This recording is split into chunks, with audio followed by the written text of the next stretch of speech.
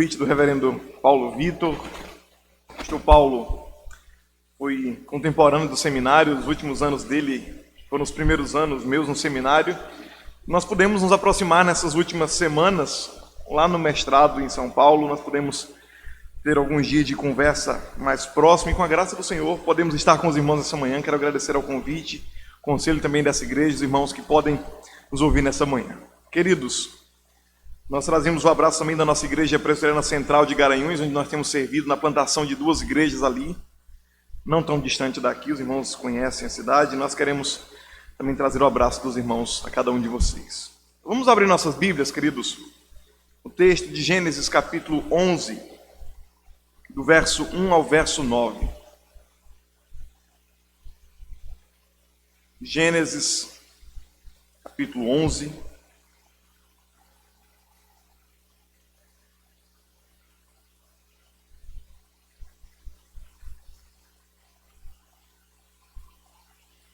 do versículo 1 até o versículo 9.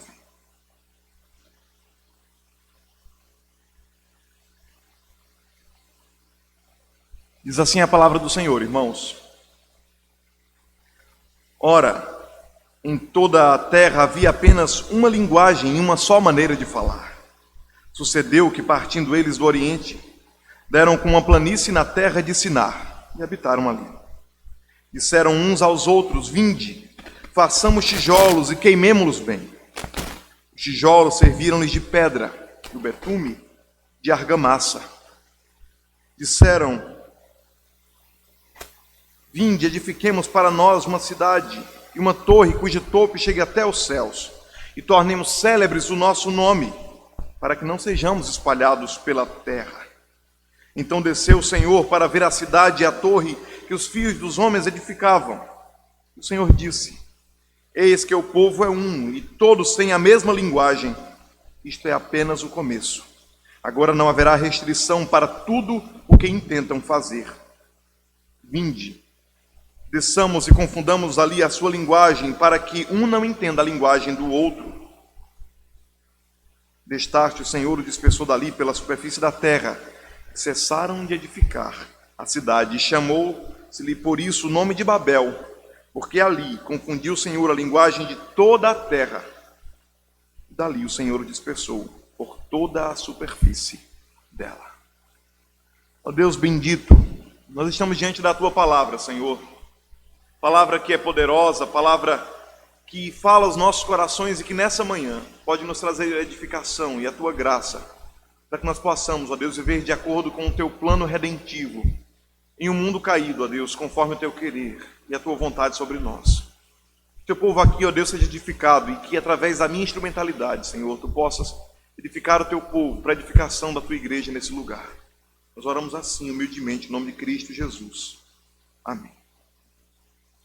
Meus irmãos, em 1971, John Lennon, grande compositor, escreveu a música Imagine. Sei que você talvez conheça essa música. Se não conhece, a sua história conta um pouco sobre aquilo que a sua esposa, Yoko, fez ao, na verdade, receber um livro, um inário, na verdade, um inário cristão, de um irmão americano que viajou para a Inglaterra e entregou todo aquele compêndio de cânticos cantados nas igrejas americanas que louvavam a Deus, exaltavam a pessoa do Senhor. Quando John Lennon olhou algumas daquelas músicas com a sua esposa, colocando Deus como centro da adoração, Deus como centro da vida humana, aquele casal buscou escrever uma música que pudesse então trazer outra temática. Essa história de Deus como centro, na verdade, era totalmente ultrapassada, e para eles a busca deveria ser de que o homem pudesse ser o centro de todas as coisas, que as esperanças fossem tiradas do Senhor e colocadas no próprio homem. E ele escreve a música dizendo: imagine que não existe um paraíso, é fácil você tentar, nem um inferno sob nós, acima de nós apenas o céu. Imagine todas as pessoas vivendo o presente, imagine que não há países, não é difícil, nenhum motivo para matar ou morrer, e nenhuma religião também. Imagine todas as pessoas vivendo a vida em paz. Você pode dizer que eu sou um sonhador, mas eu não sou o único. Eu espero que algum dia você se junte a nós e o mundo será como um só. Imagine que não existam posses. Eu me pergunto se você consegue. Sem necessidade de ganância ou fome, ou irmandade de homens. Imagine todas as pessoas compartilhando o mundo inteiro. Apesar de parecer algo belo aos nossos olhos, a música de John Lennon, meus irmãos, tinha a proposta de trazer um hino humanista, a fim de colocar na humanidade a esperança para os problemas e dificuldades que nós enfrentamos em todos os tempos. A busca de tirar de Deus qualquer esperança humana. Dizer, o homem sozinho é capaz de fazer tudo aquilo que ele intenta. Se nós quisermos, através de uma irmandade, como um só povo, nós poderemos resolver os nossos problemas. O texto que nós lemos, meus irmãos, é na verdade essa mesma tentativa. A tentativa da mesma humanidade caída dizendo, eu não preciso de um Deus. Nós não precisamos que alguém nos governe, alguém nos domine nós, pelas nossas próprias forças. Temos toda a autoridade para nos unirmos como uma irmandade, como um só povo, e resolvermos as nossas próprias quedas. Babel, na verdade, queridos, é aquilo que parecia ser a esperança depois de um mundo em dilúvio, de confusão por causa da própria mão do Senhor que pesa sobre toda a humanidade, mas que na verdade é apenas mais um fiasco de uma humanidade caída vista desde Gênesis capítulo 3. Lembra dos últimos acontecimentos? Deus olha para a humanidade que se rebela contra o Criador, que se envolve em violências, e traz então toda a destruição, como nós vimos no dilúvio. Eles separam a humanidade através de Noé e seus filhos, Sem, Cã e Jafé. E essa humanidade agora, pós-diluviana, se junta outra vez para formar uma sociedade, irmãos. Não sei quantos lembram da ordem dada a Noé e aos seus filhos, dizendo, enchem a terra, multipliquem-se e se espalhem por toda a superfície dela. Muito interessante como nós observamos o texto de Gênesis, a partir de Noé, quando Deus traz a mesma ordem dada a Adão, de que eles deveriam se espalhar, multiplicando-se por toda a superfície do globo terrestre. Mas observamos aqui e perceberemos que não é isso que acontece. O texto nos mostra, através disso aqui, a origem de uma nova sociedade pós-diluviana contrária à vontade do Senhor. Por isso que o livro de Gênesis justamente tem o propósito de ser o livro das origens, ou o livro dos começos, meus irmãos. Justamente esse é o nome do livro. E aqui, a partir do capítulo 10, nós temos o início dessa nova civilização. Se você volta ao capítulo 10, perceberá que há uma descrição das 3 descendências. Os filhos de Cã, os filhos de Sem, os filhos de Jafé. No que nós conhecemos na teologia da chamada Tábua das Nações. 70 nações são descritas aqui. Interessante que essas 70 nações antecipam uma coisa que aconteceria apenas depois da separação em Babel.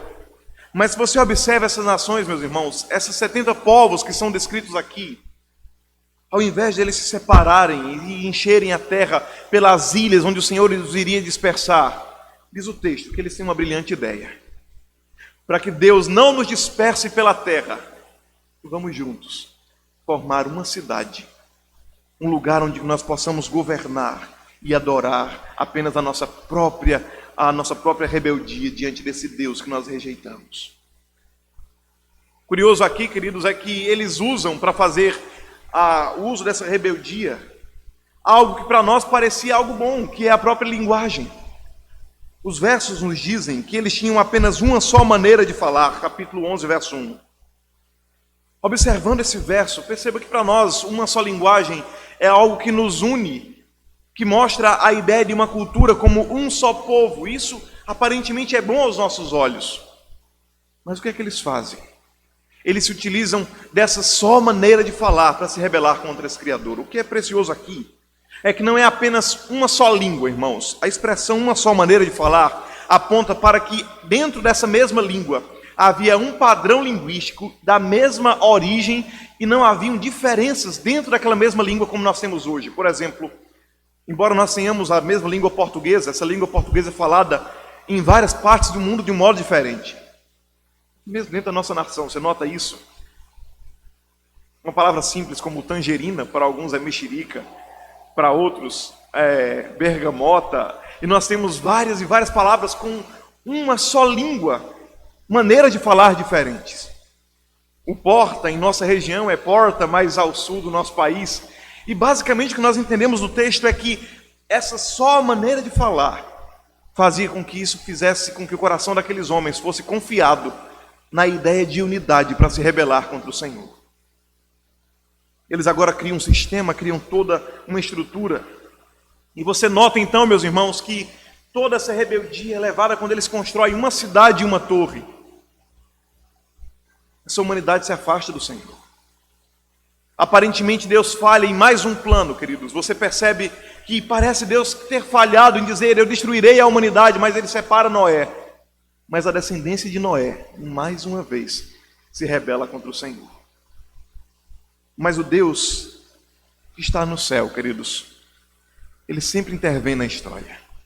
Esse Deus sempre se levanta, apesar da rebeldia da humanidade. E ele faz com que o seu plano glorioso sempre seja levado para que todas as coisas cooperem para a glória dele. Por isso que eu quero convidar vocês a meditar comigo sobre um tema nessa manhã. Humanidade em confusão. A rebeldia da criatura contra o seu Criador. Meus irmãos, como se revela a rebeldia do homem no texto que nós temos diante de nós e como Deus intervém na história para transformar essa rebeldia. Em primeiro lugar, queridos, a rebeldia da humanidade é a sua tentativa de buscar independência do seu Criador. Volte para o texto, verso 1 em diante. Ora, em toda a terra havia apenas uma linguagem e uma só maneira de falar. Sucedeu que, partindo eles do Oriente, deram com uma planície na terra de Sinar e habitaram ali. E disseram uns aos outros: vinde, façamos tijolos, queimemo-los bem. Os tijolos serviram de pedra e o betume de argamassa. Note o texto, queridos. Observe esse propósito em levar essa única nação, esse único povo, para uma região totalmente diferente daquela que o Senhor havia ordenado que eles se espalhassem na terra.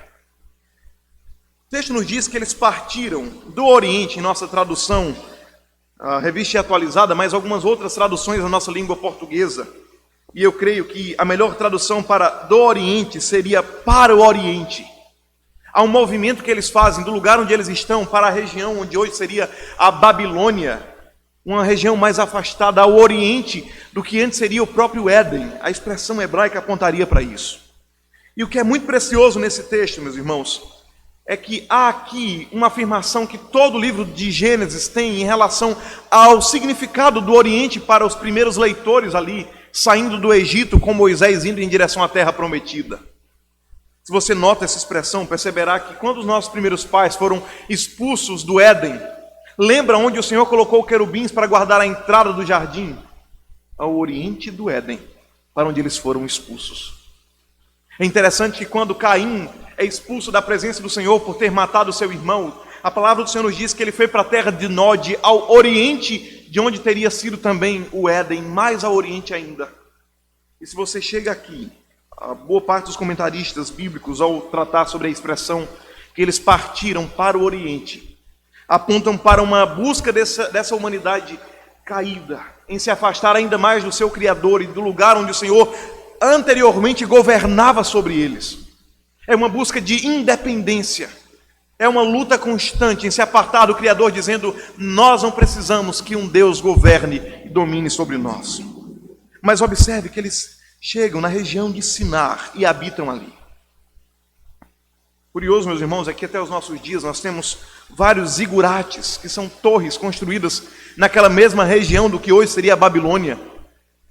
Torres quase como em um formato de pirâmides construídas, com jardins suspensos ao redor de cidades, monumentos construídos para a adoração a falsos deuses e até mesmo para refletir o governo de reis humanos naquela região.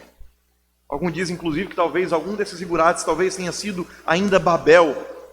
Se foi ou não foi, nós não sabemos, mas o fato é que alguns desses monumentos estão construídos até os nossos dias, e a arqueologia comprova isso. O fato é que eles dizem: vinde, façamos tijolos, queimemos-los bem. Os tijolos servem de pedra e o betume de argamassa para eles.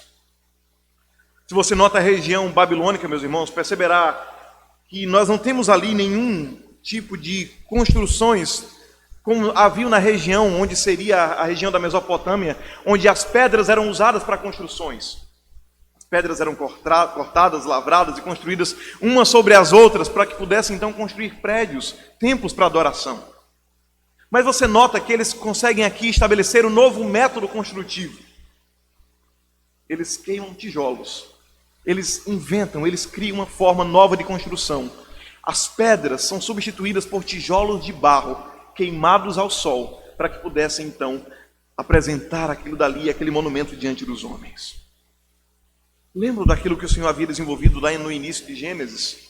Quando Deus dá ao homem a capacidade de produzir cultura e produzir através do mandato do próprio Deus, para que eles pudessem fazer aquilo que Deus seria glorificado pela inteligência do homem, como imagem do Senhor. Eles usam esse mandato que Deus dá a eles, desenvolver tecnologia, ciência. E o que eles fazem, queridos? Eles constroem uma torre, através dessa nova tecnologia criada por eles mesmos, para se rebelar contra o Criador que dotou esses homens de fazerem isso.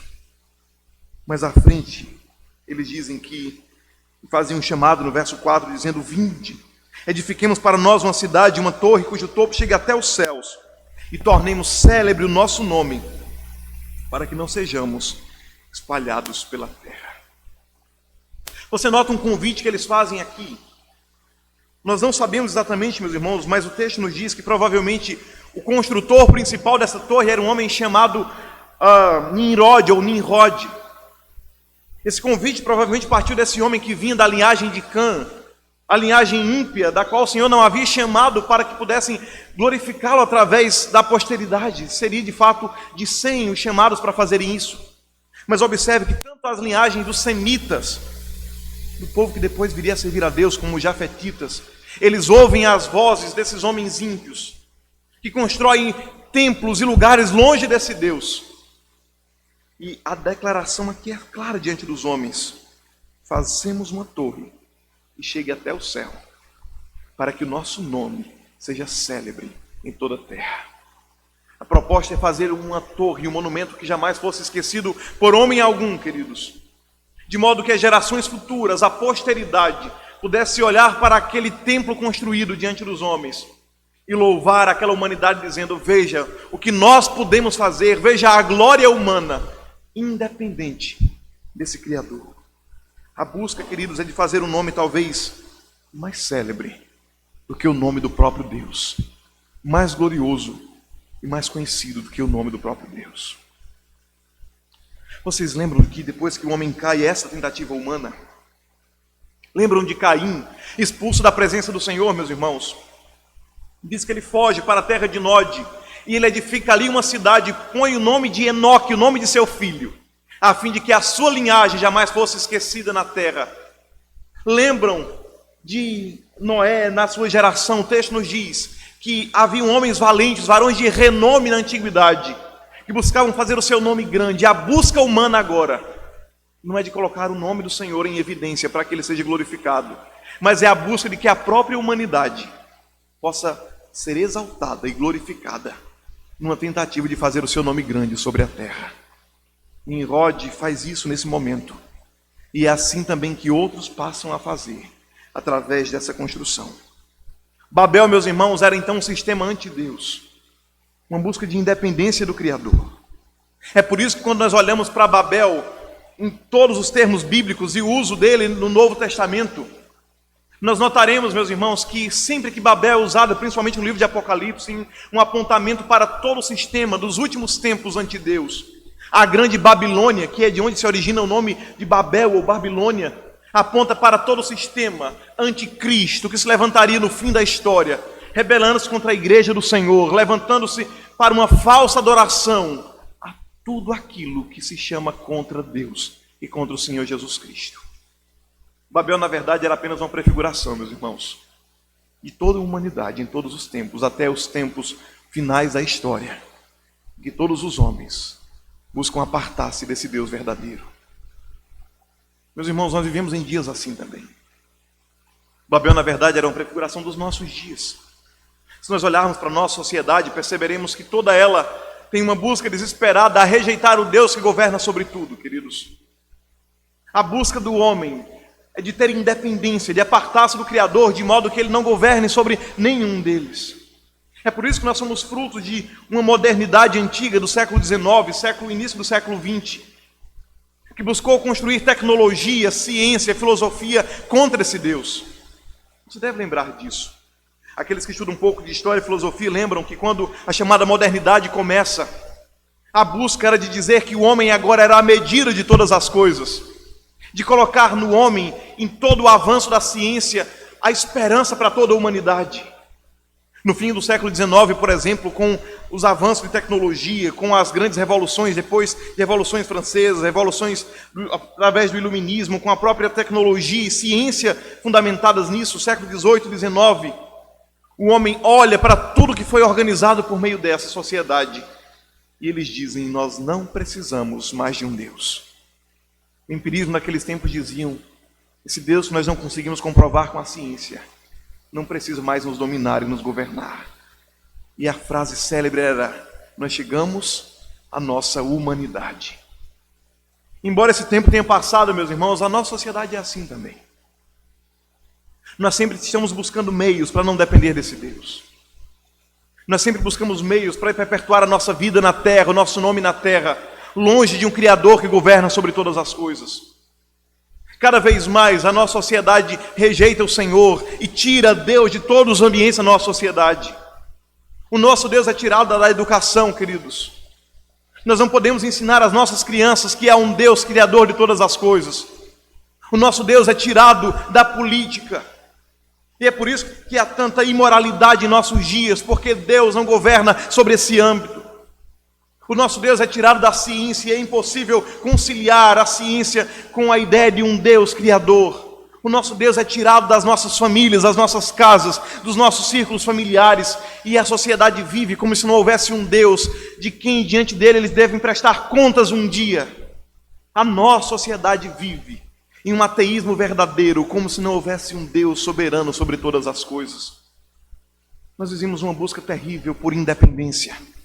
Nós vivemos em uma busca terrível, meus irmãos, por não precisar desse Deus. A nossa sociedade rejeita o Senhor sobre todas as coisas. E até mesmo nós. Infelizmente nós cristãos, meus irmãos, tantas vezes somos pegos nessa ideia de não ter um Deus que governe sobre nós. Nós criamos sistemas, pequenas torres de autocontrole. Nós queremos sistemas de saúde que nos tragam independência de um Deus que nos cure. Nós queremos um bom emprego e uma segurança financeira diante da qual nós não precisamos esperar e depender de um Deus que nos dá o pão nosso de cada dia. Nós queremos independência em várias e várias áreas da nossa vida e não queremos que o Senhor governe sobre nós. É por isso que nós temos um secularismo tão presente em nossa sociedade, em nossas igrejas. Secularismo que não está apenas em países europeus, meus irmãos, mas um secularismo que tem dominado as nossas vidas. O modo da igreja cristã brasileira pensar no século XXI sobre quem é esse Deus e como a nossa vida deve ser dirigida nesse mundo é totalmente contrária a tudo aquilo que nós possamos esperar sobre esse governo dele sobre nós. Nós pensamos sobre família de acordo com aquilo que o mundo e a sociedade impõem sobre nós. Nós pensamos sobre a criação dos filhos, o modo como a sociedade traz as ideias sobre nós. Nós pensamos sobre casamento assim como o mundo traz esse pensamento sobre nós. Nós pensamos sobre masculinidade e feminilidade assim como o sistema corrupto anti-Deus pensa, meus irmãos. Você já notou e parou para prestar atenção como muitas vezes nós criamos sistemas de pensamento em nossa própria mente, totalmente contrários à palavra de Deus, à Escritura Sagrada? Você já parou para prestar atenção como tantas vezes nós olhamos para crentes em nossa igreja com frases e palavras que totalmente são antibíblicas? Eu estou acostumado a aconselhar irmãos, queridos, e todas as vezes que eu aconselho irmãos da igreja sobre determinados pensamentos, eu percebo como o pensamento secularista dos nossos dias dominou o modo de pensar da igreja do Senhor. Babel é o modo de pensamento dos nossos dias. Nós temos uma igreja em século XXI, meus irmãos, que não pensa conforme o pensamento da Nova Jerusalém, dos quais eles são cidadãos. Eles pensam como cidadãos desse mundo caído, da antiga Babel. Nós vivemos em uma total rebeldia contra o nosso Criador. E muitas vezes a igreja do Senhor tem vivido assim também. O pensamento do nosso tempo é: nós não precisamos desse Deus. Mas, meus irmãos, em segundo lugar, algo mais que esse texto nos ensina. Apesar desse texto falar dessa humanidade em confusão e de uma rebeldia clara da criatura contra o seu Criador, nós vemos algo mais refletido nesse texto. Que apesar dessa rebeldia ser clara e declarada dos homens contra Deus, em segundo lugar, meus irmãos, essa rebeldia é restringida por um Deus que governa todas as coisas. Essa rebeldia está no controle de um Deus soberano que restringe a maldade dos homens. Volte para os versos 5 em diante. Então desceu o Senhor para ver a cidade e a torre que os filhos dos homens edificavam. E o Senhor disse: eis que o povo é um, e todos têm a mesma linguagem. Isto é apenas o começo. Agora não haverá restrição para tudo o que intentam fazer. Meus irmãos, se você ler o verso 1 até o verso 4, perceberá que Deus permite que essa humanidade caída se rebele contra o seu Criador, e Deus parece não agir de modo nenhum para restringir isso. Ele permite que eles se mudem para aquela região do Sinar. Ele permite que eles comecem aquela magnífica construção humana. Mas o tempo específico, quando aquela torre já está em determinada altura, Deus vem e intervém. E o que é curioso nesse texto é que diz que o Senhor desceu para ver a cidade que os homens edificavam. Meus irmãos, se você olha para esse texto, perceberá que Deus não precisa descer ou fazer nenhum movimento de descida para ver o que os homens fazem. Afinal, Ele é onisciente e onipresente, Ele está em toda parte. Mas nós temos aqui, claramente, pelo autor de Gênesis, uma total visão de zombaria através disso, através de uma ironia nesse texto. Por duas vezes, observe que no verso 5 diz que o Senhor desceu para ver. O verso 7 diz: desçamos para agir contra aquela humanidade.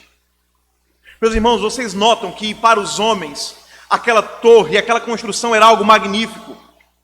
Os homens olhavam para ela e diziam: veja que coisa gloriosa, o nosso nome será célebre em toda a terra, o nosso nome será conhecido em todo o mundo, nas gerações vindouras, pela torre que vai chegar até o céu.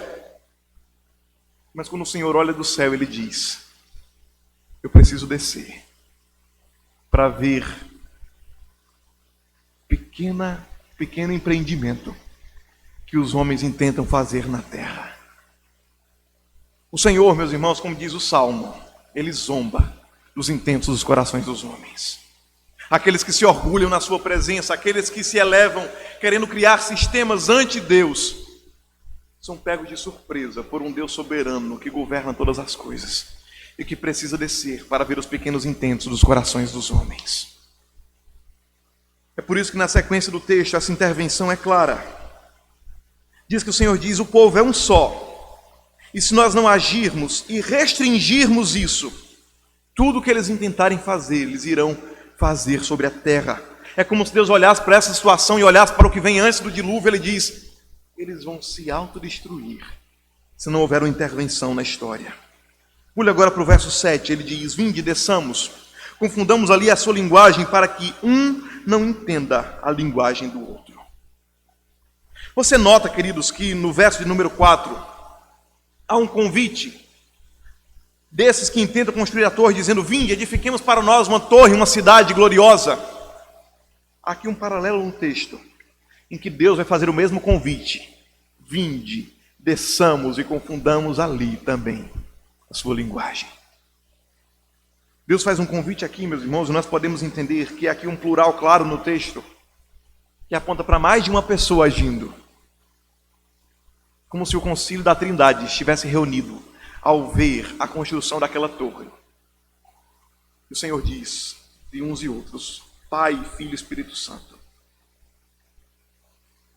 A história que está programada desde todos os tempos, ela vai ser agora mudada através da intervenção humana. E Deus diz: não. Deus diz: nós vamos mudar isso e transformar os intentos dos homens. Vinde, desçamos. E o que é que Deus intenta fazer? Ele diz: vamos confundir a linguagem deles. Observemos aqui, meus irmãos, que alguns comentaristas dizem que talvez há uma outra ironia, porque eles pegam esse sistema glorioso que é Babel, e o que é que Deus faz para destruir essa humanidade? Ele usa um elemento grandioso para isso? Não. Eles pegam o menor órgão do corpo humano, um dos menores, que é a língua. Ele muda o modo de falar com uma coisa tão pequena. Isso transtorna todo o intento do coração humano. Reverendo Augusto Nicodemos, comentando isso, ele diz: Deus traz uma pequena cãibrazinha na língua do ser humano e todo aquele projeto construtivo cai por água abaixo. O engenheiro dava uma ordem, o mestre de obras outro, o pedreiro entendia em outra língua.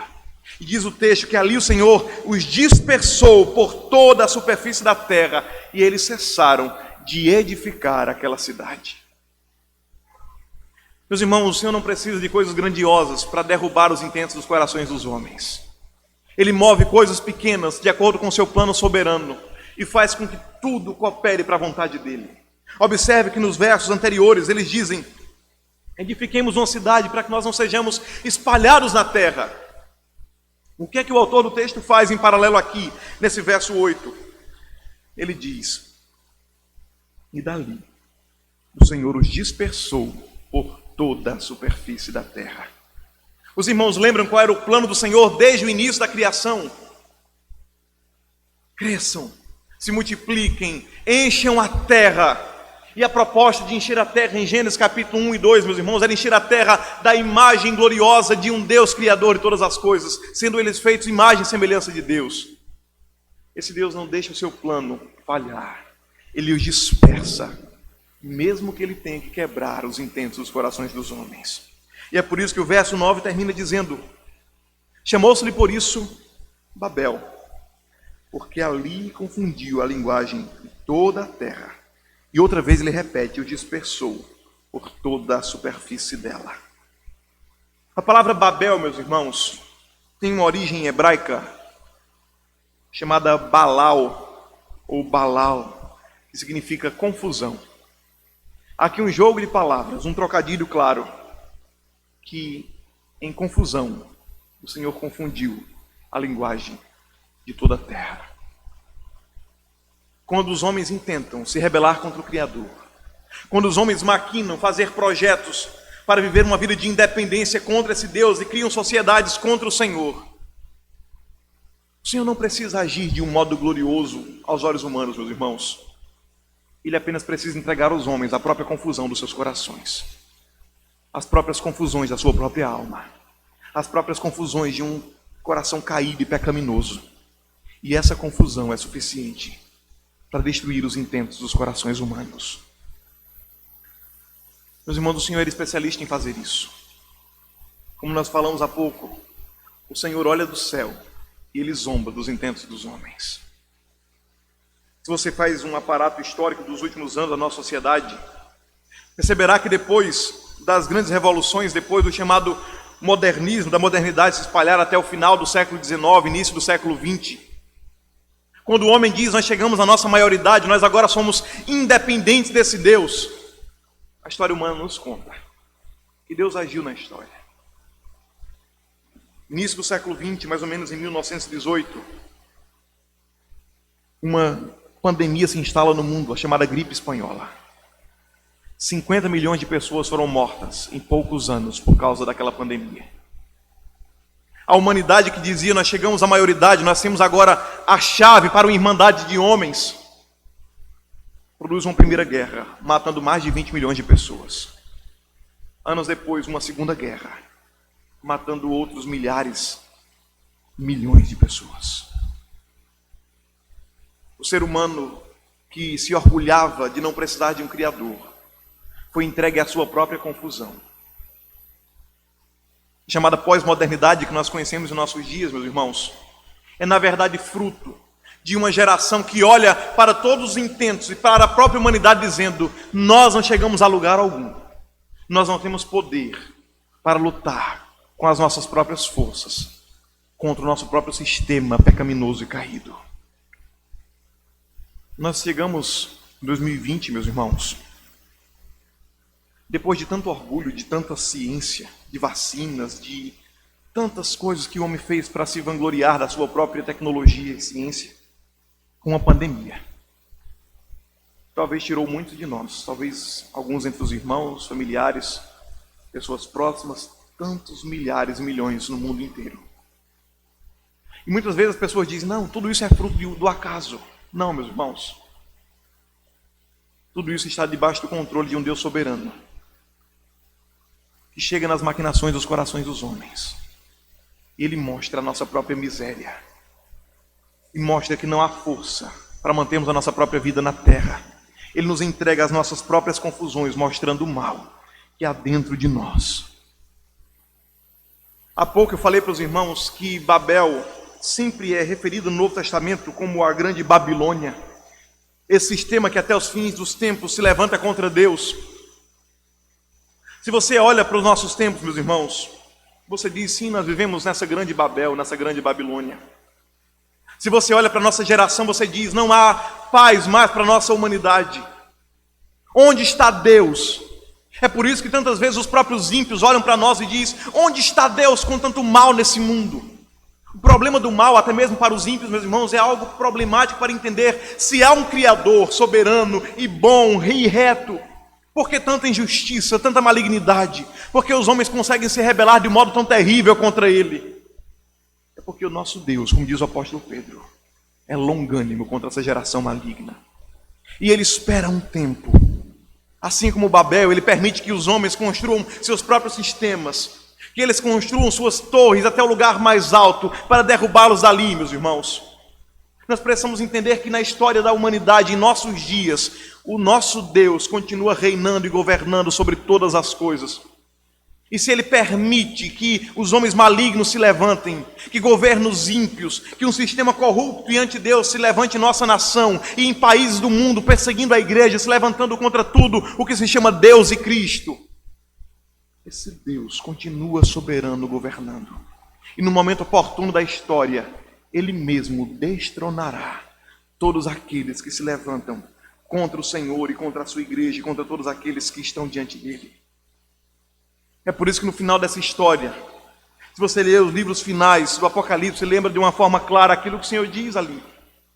Que a grande Babilônia, que se levantou contra o Senhor e contra a sua igreja, ela queima e a sua fumaça sobe pelos séculos dos séculos, porque o Senhor destruirá todo o sistema e destronará todos os reis da terra que se levantam contra o Senhor, meus irmãos. Ele derrubará todas as torres, todos os sistemas contrários ao Senhor. Ele vem reinando gloriosamente sobre todas as coisas. Essa história não termina com uma humanidade rebelde. Essa história segue em frente, meus irmãos, com Deus agindo para intervir na história no momento certo. Mas talvez você olhe para esse texto e diz, será que o Senhor terminou aqui? Você nota e percebe que parece que Deus apenas dispersa e apenas rompe com as intenções humanas. Deus não parece ser glorificado através disso. A única coisa que Deus faz é parecer um desmancha-prazer que quebra as intenções humanas. Mas Ele faz mais. Se você termina esse texto, perceberá que Deus tem um propósito de dispersar essas nações. Provavelmente, meus irmãos, Deus cria línguas que não são as línguas atuais, mas elas são as raízes das línguas que depois viriam a ser conhecidas no mundo. E o que é curioso aqui é que essas línguas têm um propósito de dividir, principalmente as três etnias, os filhos de Sem, os filhos de Cã e os filhos de Jafé. E interessante que depois, do verso de número 10, perceba no texto, de quem é a linhagem que Deus vai descrever aqui? A linhagem de Sem, aquele filho de Noé, escolhido pelo Senhor para perpetuar uma descendência piedosa na terra. O que é mais precioso através desse texto é que Deus tem um propósito em dispersar essas nações. É construir um novo povo para adorá-lo e glorificá-lo. Vá comigo um pouco mais à frente. Verso de número 31, do capítulo 11. Tomou Tera a Abraão seu filho, e a Ló, filho de Arã, filho de seu filho, e Sarai sua nora, mulher de seu filho Abrão. Saiu com ele de Ur dos Caldeus, para ir à terra de Canaã, e foram até Arã. onde ficaram. Essa mesma região onde seria Babilônia, meus irmãos, onde seria Babel, na região de Ur dos Caldeus, ao oriente do que seria a terra prometida. Agora, gloriosamente, Deus age, separando daquela linhagem que ele dispersou sobre a terra, formando um novo povo. E ele chama um homem chamado Tera, que tinha um filho chamado Abraão. E se você nota o início do capítulo 12, perceberá que ele diz: diz, Senhor, a Abraão, sai da tua terra, da tua parentela, e vai para uma terra que te mostrarei. Para ele tinha uma grande nação, engrandecerei o nome, ser tu uma bênção. Abençoarei os que te abençoarem, amaldiçoarei os que te amaldiçoarem. Em ti serão benditas todas as famílias da terra. Você nota que o que é que Deus faz aqui, meus irmãos, é um contraste claro com Babel. Em Babel eles queriam engrandecer o seu nome sobre a terra. Mas Deus pega um homem que não queria fazer o seu nome grande, chamado Abrão, e ele diz: eu engrandecerei o teu nome, fazendo de ti uma bênção para todos os povos, todas as famílias da terra. A história não termina em Babel, meus irmãos. Babel, na verdade, é uma ação de Deus dispersando famílias, para escolher uma só família dentre esses povos dispersos, dentre aquelas 70 nações, fazendo agora um novo povo, uma nova linhagem, uma nova descendência, uma descendência que não busca independência em um nome grande, a fim de glorificar o seu próprio nome, conduzindo a história até que um dia viesse um verdadeiro descendente de Abraão, que seria aquele que iria se assentar no trono do Senhor. Bênção para as nações da terra.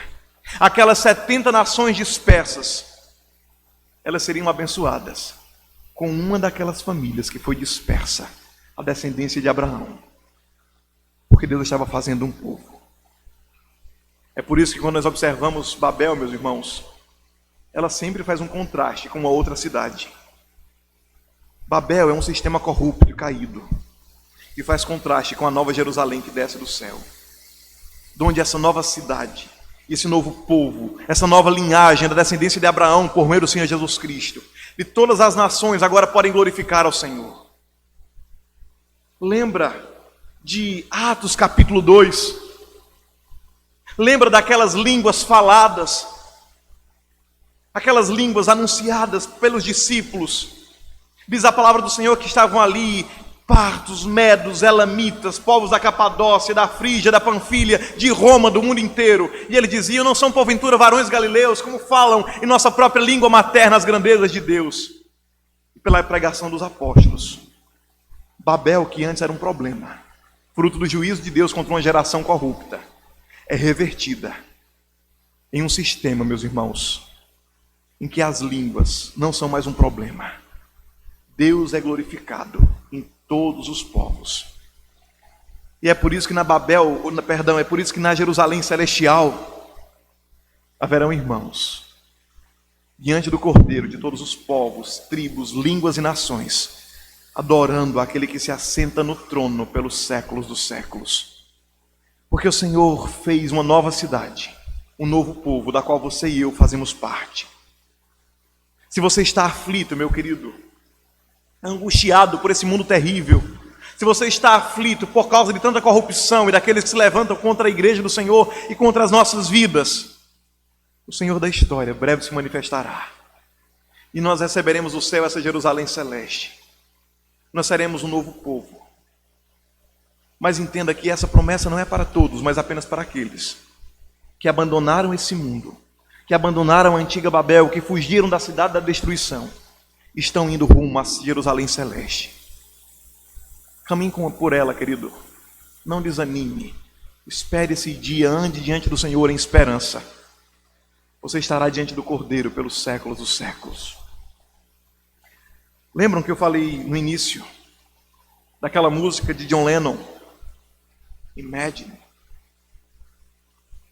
Imagine uma irmandade de homens. Imagine um povo que não precisa de Deus ou de religião, mas vivendo uma vida em prol dela própria. Isso é o que o mundo pensa.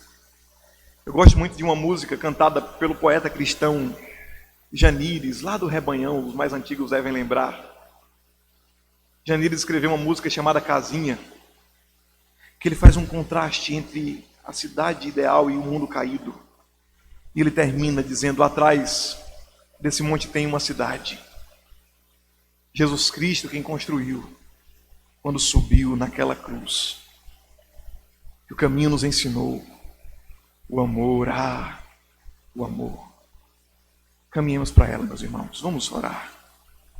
Deus, obrigado pela tua palavra. Obrigado, Senhor, porque ela fala no nosso coração que nós temos um povo.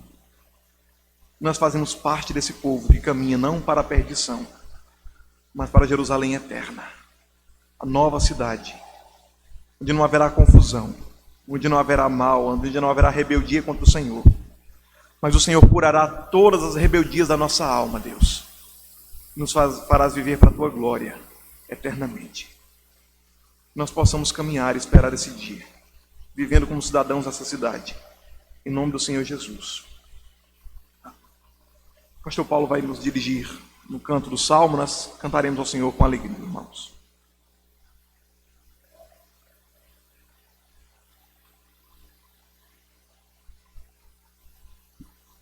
Nós fiquemos de pé, vamos cantar o Salmo de número 40.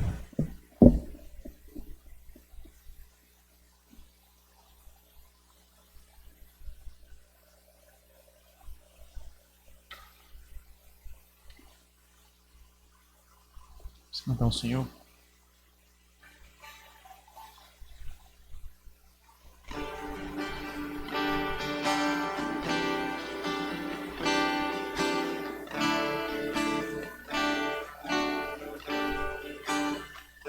Pelo Senhor espero confiante, pois se inclinou meu rio quando clamei. Do poço horrível, tremedal de lama, Deus me tirou, na rocha me firmou, e nos meus lábios novo canto for, um hino de louvor a Deus. E ao virem isso, muitos temerão, e no Senhor confiarão. É bem-aventurado todo aquele que no Senhor a confiança põe. Não tende para os homens arrogantes, nem para aqueles que amam mentir. Prodígios mil, desígnios sobre nós, tens feito, ó Deus, não tem igual. Quisera anunciá-los, proclamar, mas ultrapassa o meu contar. Ofertas, sacrifícios não fizeste, abriste os teus ouvidos para ouvir. Ofertas, holocaustos não requeres, pelo pecado, pela transgressão. Então eu disse, eis aqui estou, no rolo consta sobre mim. O meu prazer é teu querer cumprir, e dentro em mim tua lei está, e proclamei as novas de justiça perante os santos da congregação. Tu sabes que jamais cerrei os lábios, tu bem o sabes, ó Senhor meu Deus. Tua justiça em mim não ocultei, fidelidade proclamei, não escondi da grande reunião, verdade, graça e salvação. Os irmãos podem se assentar? Nesse momento nós vamos